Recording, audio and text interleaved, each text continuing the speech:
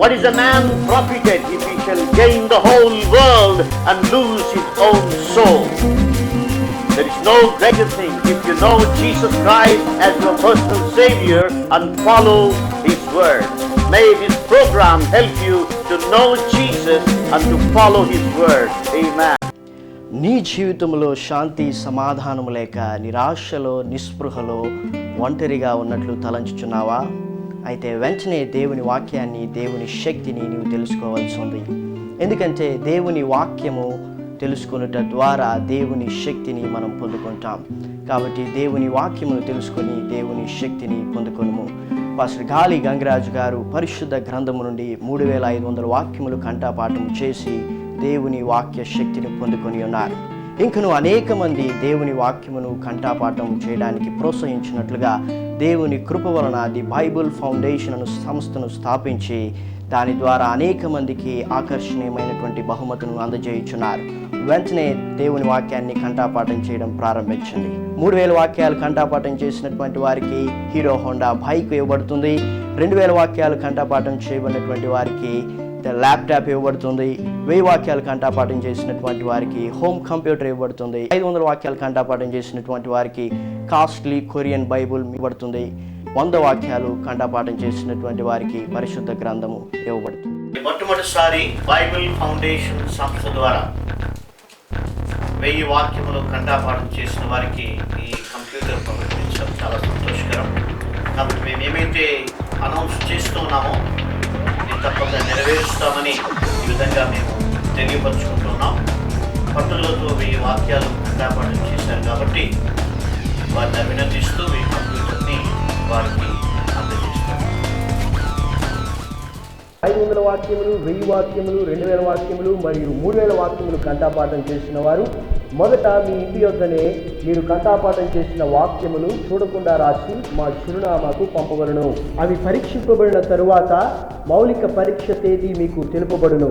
అప్పుడు మీరు కంఠపాఠం చేసి రాసి పంపించిన వాక్యములు నోటితో చెప్పవలను. అలాగూ చెప్పిన వారికి ప్రకటించబడిన బహుమతులు అందజేయబడును. Today's topic is battle belongs to God. నేటి ధ్యానాంశము యుద్ధము యెహోవాకు సంబంధించింది. And in the Bible we can see there are many scriptures which tells that God fights for his children.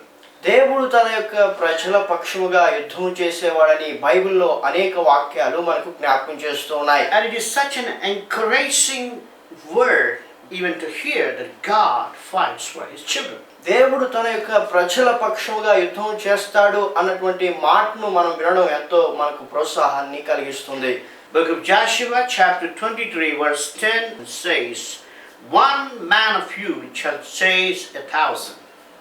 But the Lord your God, it is that fighteth for you as he hath promised you." యెహోషువ గ్రంథము 23వ అధ్యాయము 10వ వచనము, మీ దేవుడైన యెహోవా మీకు ఇచ్చిన మాట చొప్పున తానే మీ కొరకు యుద్ధము చేయవాడు కనుక మీలో ఒకడు 1000 మందిని తరుమును. And here we see God fights for his people. దేవుడు తన యొక్క ప్రజల పక్షంగా యుద్ధం చేయడం ఇక్కడ మనం చూస్తున్నాం. And in book of Exodus chapter 14 verse 14 also says that the Lord shall fight for you and he shall hold your peace. నిర్గమకాండ 14వ అధ్యాయం 14వ వచనంలో యెహోవా మీ పక్షమున యుద్ధం చేయనటువంటి మాటను చూస్తున్నాం.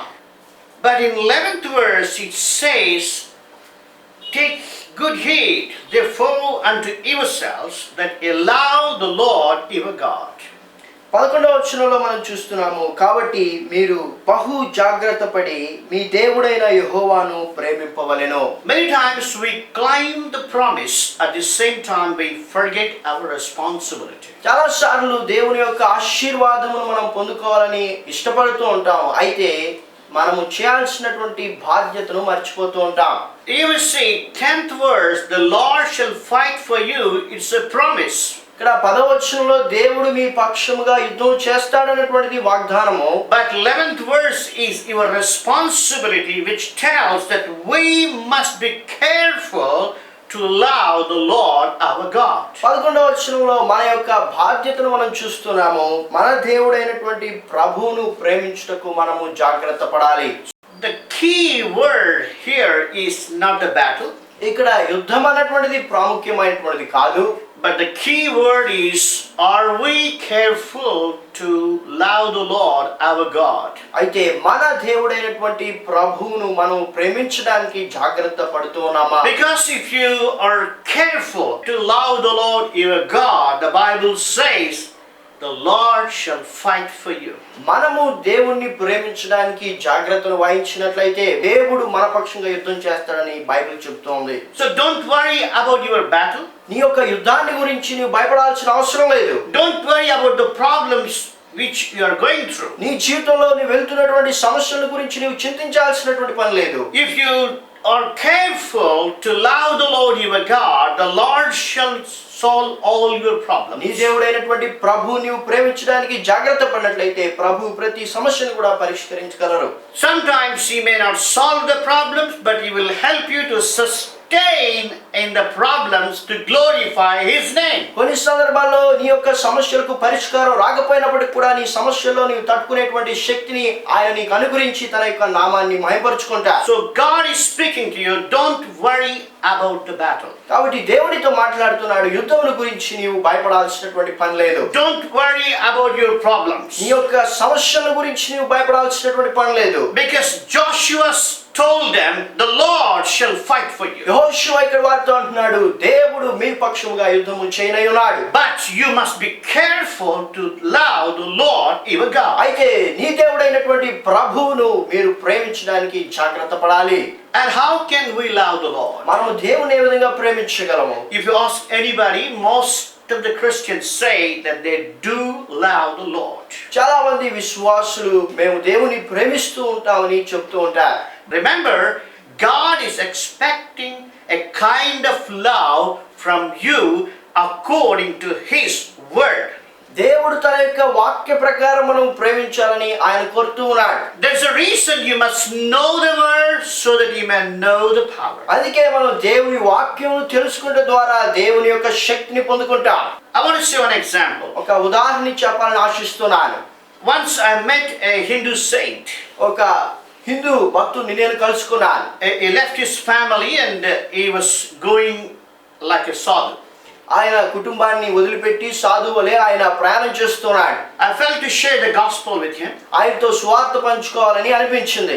And really he heard the gospel with great zeal. ఆయన ఎంతో ఆసక్తితో దేవుని యొక్క సువార్తను విన్నాడు. And immediately he told me he wants to love the Lord Jesus Christ. వెంటనే ఆయన నేను యేసుక్రీస్తును ప్రేమించాలా అని చెప్పాడు. Because when he understood Christ died for his sins on the cross, he felt Jesus is so loving God and he wants to follow Jesus. ఎప్పుడైతే యేసు ప్రభు తన యొక్క పాపమును బట్టి శిలువపైన మరణించాడు అన్నటువంటి వార్తను విన్నాడు, ఆయన యేసు ప్రభువును వెంబడించాలన్నటువంటి ఆశను కలిగి యేసు ప్రభువును ప్రేమిస్తానని ఆయన చెప్పాడు. Then he told his story. ఆయన కథను నాకు చెప్పాడు. He has some problems with his wife. ఆయన భార్యతో ఆయనకున్నటువంటి సమస్యలు చెప్పాడు. So both separated. కాబట్టి వారిద్దరు కూడా వేరు చేయబడ్డారు. And he became a sadhu and going around the country. ఆయన ఆ విధంగా కుటుంబాన్ని వదిలిపెట్టి దేశంలో తిరగడం ప్రారంభించాడు. So I told him, if you love the Lord Jesus, if you accept Christ as your personal savior, the next thing you should do is you must go and reconcile with your wife. నీవు యేసుక్రీస్తుని అంగీకరించినట్లయితే, నీవు క్రీస్తును ప్రేమిస్తున్నట్లయితే మొట్టమొదటిగా నీవు వెళ్ళి నీ భార్యతో సమాధాన పడాలని చెప్పి నేను చెప్పాను. And immediately he said, "Sir, I am prepared to go to hell rather to my wife." వెంటనే ఆయన ఏమన్నాడో తెలుసా, నేను నరకానికైనా వెళ్తాను కానీ నా భార్య దగ్గరికి మాత్రం వెళ్ళనని చెప్పాడు. And he told me also, even if I go and ask his wife, she will give the same statement. మరి ఆయన ఇంకా ఏం చెప్పాడంటే, నేను వెళ్ళి ఆయన భార్యతో మాట్లాడితే ఆమె కూడా ఇదే మాట చెప్తుందని కూడా చెప్పాడు. So he told me that he cannot go and reconcile with his wife. కాబట్టి ఆయన తన భార్య దగ్గరికి వెళ్ళి సమాధాన పడదని చెప్పి ఆయన ఖచ్చితంగా చెప్పాడు. See, he says he loves Jesus, but he doesn't want to obey his word. గమనించండి, ఆయన సాధువు యేసు ప్రభుని ప్రేమిస్తున్నానని చెప్తున్నాడు కానీ ఆయన యొక్క మాటకు ఆజ్ఞకు విధేయత చూపడానికి ఇష్టపడడం లేదు. In the same way, many of us, we say with our lips, Lord, we love you, but we don't obey His word. అయితే మనలో కూడా అనేక మంది ఆ విధంగా ప్రభువా నిన్ను ప్రేమిస్తూ ఉన్నారని చెప్పి మన పెదవులతో చెప్తూ ఉంటాం, కానీ ఆయన యొక్క మాటను మనము లోబడడం లేదు. There's a reason prophet Isaiah said, these people honors me with their lips, but their heart is far from me. అందుకే ప్రవక్త అయినటువంటి యెషయా ఈ విధంగా ప్రవచిస్తూ ఉన్నాడు, ఈ ప్రజలు తమ యొక్క పెదవులతో వారు నన్ను ప్రేమిస్తున్నారని చెప్తున్నారు, కానీ వారి యొక్క హృదయములు నాకు దూరంగా ఉన్నాయి. So today God is speaking to you. Are you really loving the Lord your God? కాబట్టి దేవుడు ఈ ఉదయకాల సమయంలో మనతో మాట్లాడుతున్నాడు, మనం నిజంగా దేవుణ్ణి ప్రేమిస్తూ ఉన్నామా? If you love the Lord, remember you must surrender your life to His word. మనము దేవుని ప్రేమిస్తూ ఉన్నట్లయితే దేవుని యొక్క వాక్యానికి మన యొక్క జీవితాన్ని అప్పగించుకోవాలి. If you say that you love the Lord and you don't obey the word of God, that is not the love God is expecting from you. మనము దేవుని ప్రేమిస్తున్నామని చెబుతూ దేవుని యొక్క వాక్యములకు విధేయత చూపకుండా ఉన్నట్లయితే దేవుడు అటువంటి ప్రేమను మన నుండి ఆశించడం లేదు. We must study the word of God to know what kind of love God is expecting from us. మన నుండి దేవుడు ఎటువంటి ప్రేమను ఆశిస్తున్నాడో తెలుసుకోవడానికి దేవుని యొక్క వాక్యమును మనం ధ్యానించాలి. There's a reason, know the word, know the power. అందుకే దేవుని యొక్క వాక్యమును మనం తెలుసుకోవడం ద్వారా దేవుని యొక్క శక్తిని మనం పొందుకుంటాం. This program encourages you to study the word of God so that you may know the will of God. ఈ యొక్క కార్యక్రమం దేవుని యొక్క వాక్యమును మీరు తెలుసుకొని దేవుని యొక్క చిత్తాన్ని కనుగొనడానికి సహాయపడుతోంది. Basically, I want to share with you, God is expecting two kinds of love from you. దేవుడు మన నుండి రెండు ప్రత్యేకమైనటువంటి విధములో దేవుణ్ణి ప్రేమించాలని కోరుతూ ఉన్నాడు. Number one, the quality of love that God is expecting from us, we can see Mark Gospel chapter 12 verse 29 and 30. Mark సువార్త 12వ అధ్యాయము 29-30 వచనాలు మనం చూసినట్లయితే దేవుణ్ణి మనం ఏ విధంగా ప్రేమించాలో అక్కడ చెప్పబడి ఉంది. Let us read the scripture. And Jesus answered him, the first of all the commandments is, Hear, O Israel, the Lord our God is one Lord, and thou shalt love the Lord thy God with all thy heart, and with all thy soul, and with all thy mind, and with all thy strength. This is the first commandment. అందుకే యేసు ప్రధానమైనది ఏదనగా, ఓ ఇశ్రాయేలు వినుము, మన దేవుడైన ప్రభు అద్వితీయ ప్రభు, నీవు నీ పూర్ణ హృదయముతోను, నీ పూర్ణ ఆత్మతోను, నీ పూర్ణ వివేకముతోను, నీ పూర్ణ బలముతోను నీ దేవుడైన ప్రభువును ప్రేమింపవలె నన్నది ప్రధానమైన ఆజ్ఞ. Here we see God is expecting a kind of love that is in fullness. దేవుడు పరిపూర్ణంగా మనం ఆయనను ప్రేమించాలని కోరుతూ ఉన్నాడు. We can see with all your heart, with all the soul, with all the mind, with all the strength. మన యొక్క పూర్ణ హృదయంతో, పూర్ణ ఆత్మతో, పూర్ణ వివేకంతో, పూర్ణ బలంతో దేవుని ప్రేమించాలని ఆయన కోరుతూ ఉన్నాడు. Examine yourselves. కాబట్టి మనల్ని మనం పరిశీలించుకోవాలి. Are you really loving the Lord with all your strength, with all your mind, with all your soul, with all your strength? మన యొక్క పూర్ణ హృదయంతో, మన యొక్క పూర్ణ ఆత్మతో, మన యొక్క పూర్ణ వివేకంతో, మన యొక్క పూర్ణ బలంతో మనం దేవుణ్ణి ప్రేమిస్తూ ఉన్నామా? So God is expecting that kind of love from you. దేవుడు అటువంటి ప్రేమను మన నుండి ఆశిస్తూ ఉన్నాడు.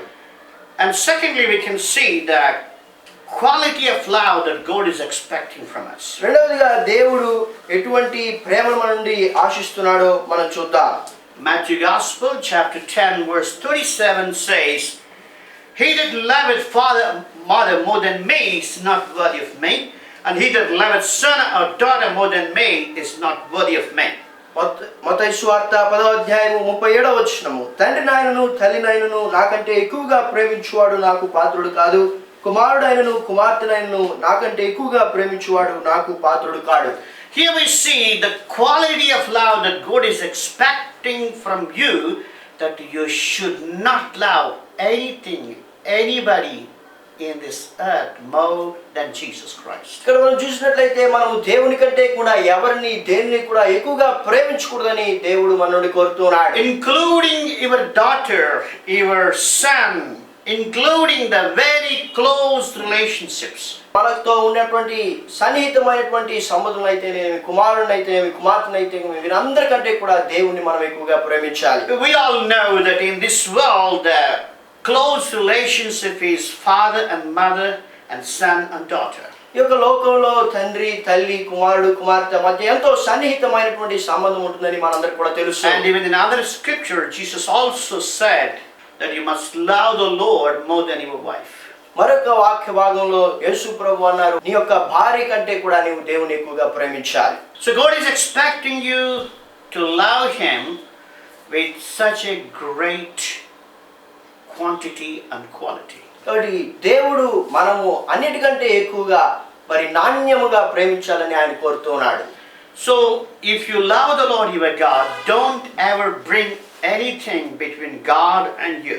దేవుని మనం అటువంటి ప్రేమతో ప్రేమిస్తున్నట్లయితే దేవునికి మనకు మధ్య ఎవరు కూడా అడ్డుగా ఉండకూడదు. You must know that God is expecting you to love Him more than anything on this earth. కాబట్టి భూమి మీద దేనిని కూడా మనం దేవుని కంటే ఎక్కువగా ప్రేమించకూడదని దేవుడు ఆశిస్తున్నాడు. And many times we love relationships in this world. అయితే చాలా సార్లు ఇహ సంబంధమైనటువంటి సన్నిహిత సంబంధాలను మనం ప్రేమిస్తూ ఉంటాం. Many times we are craving for material things. అనేక సార్లు మనం ఇహ సంబంధమైనటువంటి విషయాల కొరకు ఎక్కువగా ఆశిస్తూ ఉంటాం. Maybe an young girl may love her boyfriend more than the Lord. మరి ఒక యవన స్త్రీ దేవుని కంటే కూడా ఒక యవన పురుషుని ప్రేమిస్తుండవచ్చు. Maybe an young man loving his girlfriend more than the Lord. ఒక యవనస్తుడు ఆ దేవుని కంటే కూడా ఒక యవనస్తురాలను ప్రేమిస్తుండవచ్చు. So I want to tell you, you should cut off anything and everything that comes between you and God. కాబట్టి దేవునికి నీకు మధ్య ఏదైనా ఉన్నట్లయితే దాన్ని తొలగించుకోవడం మంచిది. So God is speaking to you that He wants to fight for you.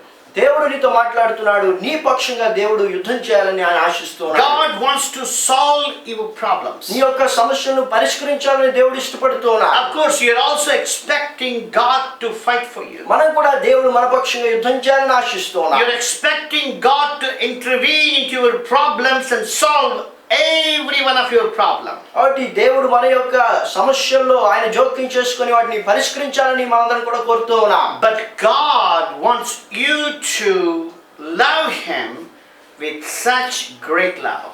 మనమందరం కూడా అటువంటి గొప్ప ప్రేమతో దేవుణ్ణి ప్రేమించాలని ఆయన కోరుతూ ఉన్నాడు. I want you to memorize these two scriptures. ఈ యొక్క రెండు వాక్య భాగములను కూడా కంఠావడం చేయాలని కోరుతూ ఉన్నాడు. Because these two scriptures will help you to understand what kind of love that God is expecting from you. ఈ యొక్క రెండు వాక్య భాగములు కూడా దేవుడు మన నుండి ఎటువంటి ప్రేమను ఆశిస్తున్నాడో మనకు స్పష్టంగా తెలియజేస్తున్నాయి. Mark Gospel chapter 12 verse 29 and 30. Mark సువార్త 12వ అధ్యాయం 29వ వచనము 30వ వచనము. That tells us the quantity of love that God is expecting from us. మనం ఎటువంటి గొప్ప ప్రేమను కలిగి ఉండాలో ఇక్కడ దేవుడు మనకు తెలియజేస్తున్నాడు. And Matthew Gospel chapter 10 verse 37 reveals the quality of love that God is expecting from us. మత్తయి సువార్త 10వ అధ్యాయం 37వ వచనంలో మనము ఎటువంటి ప్రేమను కలిగి ఉండాలో దేవుడు మనకు తెలియజేస్తున్నాడు. So let us examine ourselves. కాబట్టి మనము పరిశీలించుకుందాం. God wants you to help you. దేవుడు మనకు సహాయం చేయాలని ఆయన ఆశిస్తున్నాడు. And you are expecting God to help you. దేవుడు మనకు సహాయం చేయాలని మనం కూడా ఆశిస్తున్నాం. But in between there is a condition that you must surrender your life to Him. అయితే మధ్యలో ఒక నిబంధన ఉంది, ఏంటంటే మనము మన జీవితాలను దేవునికి సమర్పించుకోవాలి. You must love the Lord your God with all your heart, with all your soul, with all your mind and with all your strength. నీ దేవుడైనటువంటి ప్రభువును నీ యొక్క పూర్ణ హృదయంతో, పూర్ణ ఆత్మతో, పూర్ణ వివేకంతో, పూర్ణ బలంతో నీవు ప్రేమించాలి. And let me conclude this message with an example. ఒక ఉదాహరణతో ఈ యొక్క వర్తమానాన్ని మనం ముగించుకుందాం. Imagine when a person can use all his strength, all his power. ఒక మనిషి ఎప్పుడు తన యొక్క బలమంతటిని కూడా ఉపయోగిస్తాడో మనం ఒకసారి ఊహించుకుందాం. I think in two situations. రెండు పరిస్థితుల్లో మనిషి తన యొక్క బలాన్ని అంతా కూడా ఉపయోగిస్తాడు. Number one, when a person is participating in a competition, maybe a running competition, he will try to use all his strength to run and win. మొట్టమొదటిగా ఒక మనిషి ఏదన్నా పందెంలో ఆయన పరిగెత్తున్నట్లయితే ఆ యొక్క పందెంలో గెలవాలని ఆయన యొక్క బలానంతా కూడా ఉపయోగిస్తాడు. And maybe in Olympic Games, a person uses all his ability to win the race. Olympics లో పాల్గొనేటువంటి వారు వారి యొక్క బలానంతా కూడా ఉపయోగించి పాల్గొంటారు. Remember, you are in a spiritual battlefield and you must use all your strength to win the race. మనం ఆత్మ సంబంధమైనటువంటి యుద్ధంలో ఉన్నవారమని మనం జ్ఞాపకం ఉంచుకోవాలి. కాబట్టి మన యొక్క పూర్ణ బలంతో మనము దేవుణ్ణి ప్రేమించాలి. And the Bible says, looking unto Jesus, the author and finisher of our faith, we should run the race. కాబట్టి విశ్వాసులకు కర్తయు దాన్ని కొనసాగించు యేసు వైపు చూస్తూ మన ముందుంచబడినటువంటి పందెంలో మనం ముందు కొనసాగాలి. At the same time, we should set aside all sins that causes to stop your spiritual race. అదే సమయంలో మన యొక్క ఆత్మీయ జీవితంలో ముందుకెళ్తున్నటువంటి పందెంలో మనకు అడ్డుగా ఉన్నటువంటి ప్రతి పాపమును కూడా మనం విడిచిపెట్టాలి. And second reason, we can say, when a person is fear for his life, he will try to use all his strength. రెండవదిగా మనం చూసినట్లయితే ఒక మనిషి మరణ పరిస్థితిలో ఉన్నప్పుడు ఆయన తన యొక్క బలాన్ని ఉపయోగిస్తాడు. If you really love the Lord, the temptation comes to commit sin, you must run from it. మనకు పాపం చేయాలన్నటువంటి శోధనను మనము ఎదుర్కొన్నప్పుడు అటువంటి సందర్భంలో మనం దాన్ని విడిచి పారిపోవాలి. Then you must use all your strength to come out of that situation. ఆ యొక్క పరిస్థితి నుండి నువ్వు బయటపడడానికి నీ యొక్క బలాన్నంతా కూడా నువ్వు ఉపయోగించాలి. Remember, Joseph used all his strength to run away from Potiphar's wife. Potiphar భార్య నుండి యోసేపు విడిపించబడడానికి ఆయన తన యొక్క బలాన్నంతా కూడా ఉపయోగించి ఆమె ఎదురు నుండి పారిపోయాడు. Similarly, when you feel you are going through a temptation, you must leave that place. You must leave that person. You must leave that situation. అదేవిధంగా మనం కూడా శోధనను ఎదుర్కొంటూ ఉన్నామని గుర్తించినప్పుడు ఆ యొక్క స్థలాన్ని అయితేనేమి ఆ యొక్క వ్యక్తిని అయితేనేమి విడిచి మనం పారిపోయే వారిగా ఉండాలి. Don't say blindly, no problem, I will go there and nothing will happen to me. గుడ్డిగా నేను అక్కడికి వెళ్తాను నాకేమీ కాదని మాత్రం ఎప్పుడు చెప్పొద్దు. That is foolishness. అది వెర్రితనము. Even Joseph fled from Potiphar's wife. యోసేపు పోతీఫర్ భార్య యొద్ద నుండి ఆయన పారిపోయాడు. God will help us to escape from the temptation. ఈ యొక్క శోధన నుండి మనం విడిపించబడడానికి బయటికి రావడానికి దేవుడు మనకు సహాయం చేస్తాడు. If you ask God, He will make a way. ఆయన మనం అడిగినట్లయితే ఆయన మనకు మార్గాన్ని చూపిస్తాడు. So when we ask God to help us to love Him with all our heart, with all our strength, with all our mind, and with all our soul, certainly God will help us. మన యొక్క పూర్ణ హృదయంతో, పూర్ణ ఆత్మతో, పూర్ణ వివేకంతో, పూర్ణ బలంతో ప్రభువా నిన్ను ప్రేమించడానికి సహాయం చేయమని ఆయన అడిగినప్పుడు ఆయన తప్పకుండా సహాయం చేస్తాడు. And we ask many things except this thing. మనం అనేక విషయాలు అడుగుతూ ఉంటాం కానీ అయితే ప్రాముఖ్యమైనటువంటి విషయాన్ని అడగడం మర్చిపోతూ ఉంటాం. I want to encourage you, ask the Lord to help you to love Him according to His expectation. దేవుడు మనల్ని కోరుకుంటున్నటువంటి విధంలో మనం ఆయన ప్రేమించాలని చెప్పి ఆయన అడిగినప్పుడు ఆయన సహాయం చేస్తాడు. Let's pray. ప్రార్థన చేసుకుందాం. Our lovingly Heavenly Father, మమ్మల్ని ప్రేమిస్తున్న పరలోకపు తండ్రి, we heard the battle belongs to you. యుద్ధము మీకు సంబంధించిందని మీ వాక్యంలో చూసి ఉన్నాం. Yes, Lord, we have seen in your word many times you fought for your children. అవును ప్రభువా, మీ వాక్యంలో మేము చూసాం మీ ప్రజల పక్షిగా మీరు అనేక సార్లు యుద్ధం చేశారు. And Lord, there are people who are going through battles. అవును ప్రభువా, యుద్ధంలో ఉంటున్నటువంటి వారు అనేక మంది ఉన్నారు. There are people who are struggling with so many problems. అనేక సమస్యల చేత సతమతమవుతున్నటువంటి ప్రజలు ఉన్నారు. They need your help, me Lord. యొక్క సహాయం వారికి అవసరం. Lord, help us to love you with all our heart, with all our soul, with all our mind, and with all our strength. ప్రభువా, మా యొక్క పూర్ణ హృదయంతో, పూర్ణ ఆత్మతో, పూర్ణ వివేకముతో, పూర్ణ బలముతో మిమ్మల్ని ప్రేమించడానికి సహాయం చేయండి. Lord, help us to love you more than anything and more than anybody. ప్రభువా, ఈ లోకంలో అందరికంటే కూడా ప్రతి దానికంటే కూడా ఎక్కువగా మిమ్మల్ని ప్రేమించడానికి సహాయం చేయండి. Lord, help us to know your me word. యొక్క వాక్యాన్ని తెలుసుకున్నట్టుకు సహాయం Help చేయండి. us to obey your me word యొక్క వాక్యానికి విధేయత చూపుటకు సహాయం so చేయండి. that we may see your power in our lives. తద్వారా మీ యొక్క శక్తిని మా యొక్క జీవితాల్లో మేము చూచుటకు సహాయం చేయండి. I pray for the people who are praying with this kind of heart, ఇటువంటి హృదయంతో ప్రార్థన చేస్తున్నటువంటి వారి కొరకు ప్రార్థన చేస్తాం. Lord, give them healing. వారికి స్వస్థతను కలుగు చేయండి. Lord, meet their financial needs. వారి యొక్క ఆర్థిక అవసరతలు మీరు తీర్చండి. But above all, meet their spiritual needs. అయితే అన్నిటికంటే ప్రాముఖ్యముగా వారి యొక్క ఆత్మ సంబంధమైనటువంటి అవసరతలను తీర్చండి. Help them to love your word. ఈ యొక్క వాక్యమును ప్రేమించుటకు సహాయం చేయండి. Help them to love your presence so that they may spend time in prayer. మీ యొక్క ప్రసన్నతను ప్రేమించుటకు సహాయం చేయండి. తద్వారా ప్రార్థనలో వారు సమయాన్ని గడుపుటకు కృప చూపించండి. And Lord, help us to obey you all the days of our life. మా యొక్క జీవితకాలం అంతా కూడా మీకు విధేయత చూపుటకు సహాయం చేయండి. Lord, remove every kind of sin and hindrance which is between you and your people. ప్రభువా, మీ ప్రజలకు మీకు మధ్య ఉన్నటువంటి ప్రతి విధమైనటువంటి పాపమును, ప్రతి విధమైనటువంటి అడ్డును తీసివేయండి. In Jesus' name I pray. యేసు నామమున ప్రార్థిస్తున్నాను తండ్రి. Amen. ఆమేన్.